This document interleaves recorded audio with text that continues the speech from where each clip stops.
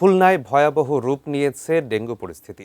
প্রতিদিনই বাড়ছে আক্রান্তের সংখ্যা এবং বাড়ছে আতঙ্ক।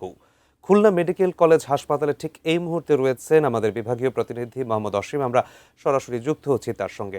অসীম, ডেঙ্গুর পরিস্থিতি ভয়াবহ রূপ নিয়েছে এবং বর্ষার পরপরই সময়ে ডেঙ্গুর কিন্তু প্রাদুর্ভাবও যথেষ্ট মাত্রায় বেড়ে যায়। হাসপাতালগুলোতে আসলে প্রস্তুতি নেওয়া হয়েছে।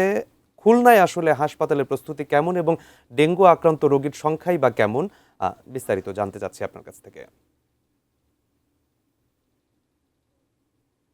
স্বাস্থ্য অধিদপ্তরের তথ্য বলি, সেই স্বাস্থ্য অধিদপ্তরের তথ্য অনুযায়ী খুলনা মেডিকেল কলেজ হাসপাতাল আমি যেখানে রয়েছি এখানে 166 জন রোগী এই মুহূর্তে ভর্তি রয়েছেন এবং উপসর্গ নিয়ে 325 জন রোগী এখানে ভর্তি রয়েছেন।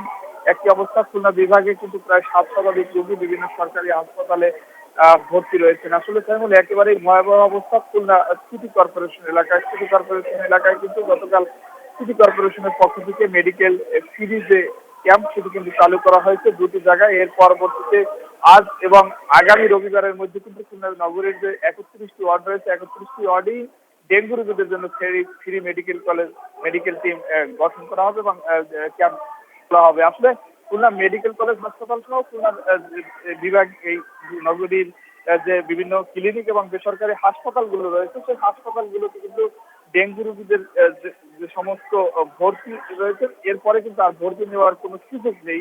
খুলনা এই হাসপাতাল কর্তৃপক্ষ যারা রয়েছেন তারা আমাদেরকে জানিয়েছেন। আসলে আর খুলনা মেডিকেল কলেজ হাসপাতালে একেবারেই ডেঙ্গুর রোগীর যে চিকিৎসা সেবা সেটি একেবারেই ভেঙে পড়েছে এটা বলতে পারি, কারণ রোগীর চাপ সামাল দিতে আসলে এই হাসপাতালে সেই সক্ষমতা একেবারেই নেই।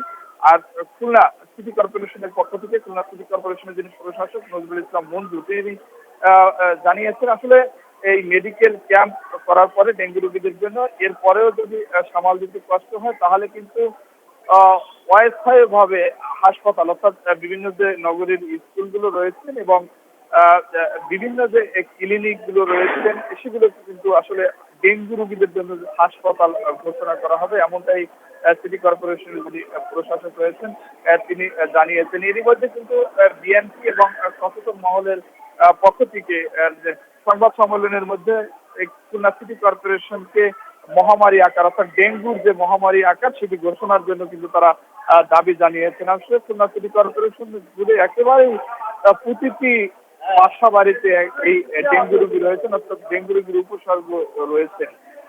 এই অবস্থায় তারা বলেছেন যে আসলে মহামারী আকার ঘোষণা করার জন্য তারা সরকারের পক্ষে এবং খুলনা সিটি কর্পোরেশনের কাছে সচেতন মহল দাবি জানিয়েছেন। আমার কাছে আপাতত এই ছিল।